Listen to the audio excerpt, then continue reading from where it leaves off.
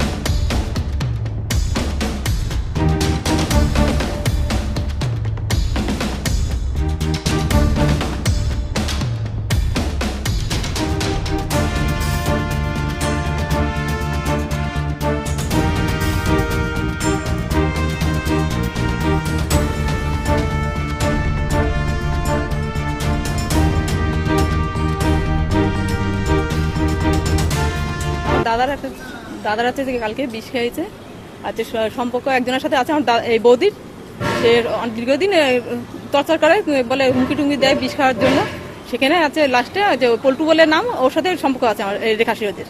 তা আছে সেখানে টর্চার করে বিষ কালকে ভাতের সাথে মিশাই দিয়ে চলে এসছে। এখন মেয়ে নিয়ে ওরা পালাই গেছে। আর দাদা খেয়ে বেরোবে, তখন ওই কাজের তখন খেয়ে বেড়াতে গেছে, তখনই আজ বমি টমি করে পাড়ার লোকে সবাই এসে নিয়ে গেছে, তখন হসপিটালে সব ভর্তি। তারপর সম্পত্তি লেখার জন্য বলছে, খালি আমার বিষ খাইয়েছে ওই একজনের সম্পত্তির জন্য। হ্যাঁ, সম্পত্তি হাতির জন্য বলছে, আমার নামে লিখে দাও এটা, তার জন্য বৌদি বলছে। আপনারা কি চাই? আমরা চাচ্ছি আমার দাদা যা বলবে তাই। দাদা বলছে আমি সম্পর্ক রাখতে চাই না, ও আবার করবে আমারে। পাড়া থেকেও বলছে আমরা ওই পাড়ায় ঢুকতে দেবো না, ওই বোর জন্য আবার আরেকটা বউ ওরম করবে। দেখবে ওই বউ যখন এসছে, তাহলে আমরা আর সবাই ওর দেখা দেখি সবাই শিখবে জিনিসটা। হ্যাঁ, সেটা শাস্তি চাচ্ছি আমরা। হ্যাঁ, অভিযোগ জানাইছি। হ্যাঁ, নিয়েছে, ওই তিনজনকে নিয়ে এসছে। ওই মেয়ে আর ভাই আর আছে বৌদিকে, দাদা শালাকে। সব জড়িত ছিল, সবাই হুমকি দিত। আর পল্টুও হুমকি দিত, ওর জামাইও হুমকি দিত।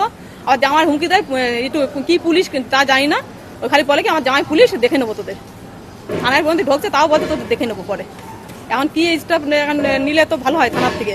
আমাদের কোন সময় কি করে দেবে আমার কোনো গ্যারান্টি নেই। আমরা তো বাইরে বেরোই, তখন আমরা তোদের দেখে নেবো, এই হুমকি দিয়ে যাচ্ছে একবারে। আপনার নাম? আশা সাহা। হ্যাঁ, আমি হচ্ছে সমরের বোন। অনেকদিন দীর্ঘত মানে হচ্ছে ওই পল্টু বলে একটা নামের ছেলের সঙ্গে 1 বছর ধরে রয়েছে। এই নিয়ে ঘরে আমার বৌদি থাকে রেখা সিরোজ, উনি ওনার সঙ্গে সম্পর্ক জড়িয়ে পল্টুর সঙ্গে। এই নিয়ে দীর্ঘদিন ধরে অশান্তি। ওরা ভাবছিল ভিতরে মিউচুয়াল করে নেবো, কিন্তু ওর শ্বশুরবাড়ি সবাইকে জানায় আমার দাদা, তখন হচ্ছে কেন বলছে যে আমরা এইসব করতে পারবো না, আমার তোমার দোষ।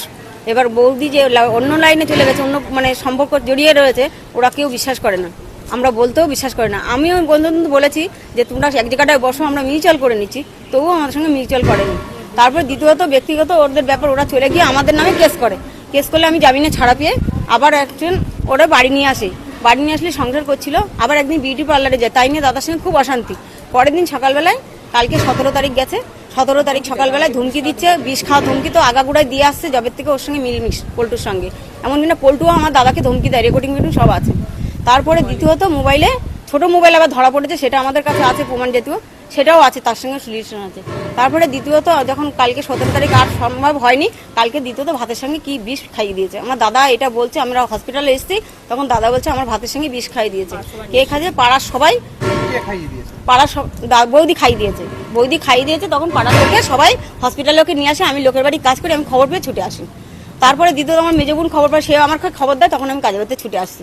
এসে আমি তখন দেখছি দাদা ওরকম পড়ে আছে, দাদা কথা বলতে পারছে না, দাদাটা লিখতে দিয়েছে যে এই নামে আমাকে ধমকি দিত, মার্ডার হুমকি দিত। দেওয়ার পরে তখন ওর শ্বশুরবাড়ি তবুও জানায়, তবুও কোনো কিছু ইয়ে করে না, তখন আর বাধ্য হয়ে আমরা কেস করতে বাধ্য হয়েছি। কালকে কখন ওই ঘটনা? কালকে সকাল 7টার সময়, 7:30টার মধ্যে এটা খাইয়েছে, বিষ খাইয়ে দিয়ে উনি বউ মেয়েকে, মানে মেয়েকে নিয়ে, ছোট মেয়েকে নিয়ে ভাতের মধ্যে দিয়ে মেয়েকে নিয়ে চলে যায়। আর দাদার সঙ্গে কাজে বেরোবে, তখনই খেতে গিয়ে তখন বমি টমি করে দেখে, তখন পাড়ার লোকে দেখেছে যে মুখ দিয়ে গ্যাজলা উঠছে, পাড়ার লোকে সবাই হসপিটালে নিয়ে এসছে। না, মিনা চক্রবর্তী। আচ্ছা, বিবাহিত মেয়েরা কেন এরকম ভাবেন? তার মেয়ে হয়ে যাওয়ার পরে তারপর তার কি চাই? সন্তান রয়েছে, সন্তান থাকার পরও তারপর তার কি দরকার হয় যে তিনি তারপরেও নতুন করে আবার স্বপ্ন দেখেন, নতুন করে আবার ফুলসজ্জা করতে চান, নতুন করে আবার বাচ্চার জন্ম দিতে চান? কেন? মানুষ তো তার এক জন্মে একজনকেই স্বামী হিসাবে মেনে নিয়ে স্বামীকে আঁকড়ে ধরেই বাঁচতে পারেন। এক্ষেত্রে কিছু কিছু পুরুষেরও এরকম দোষ ত্রুটি থাকে। আমরা শুধু মেয়েদের বলছি না, এই ঘটনাটা নিয়েই বলছি আমরা। বিবাহ বহির্ভূত সম্পর্কের জেরে স্বামীকে বিষ খাইয়ে খুনের চেষ্টার অভিযোগ। বনগাঁর ঠাকুরপল্লীতে একেবারে চাঞ্চল্য।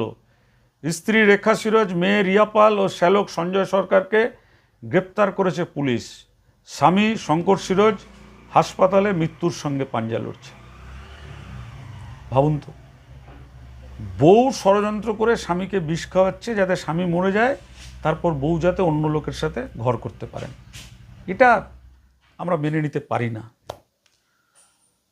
অভিযোগ, স্ত্রী রেখা সিরোজ পরকীয়ায় জড়িয়ে পড়েন, এরপর প্রেমিকের সঙ্গে ষড়যন্ত্র করে স্বামী শঙ্কর সিরোজকে বিষ খাওয়ান। বিষক্রিয়ায় তিনি মৃত্যুর মুখে ঢলে পড়েন। স্থানীয় বাসিন্দারা তাকে হাসপাতালে নিয়ে গেলে চিকিৎসকরা জানান খাদ্যে বিষক্রিয়ার ফলেই এই অবস্থা।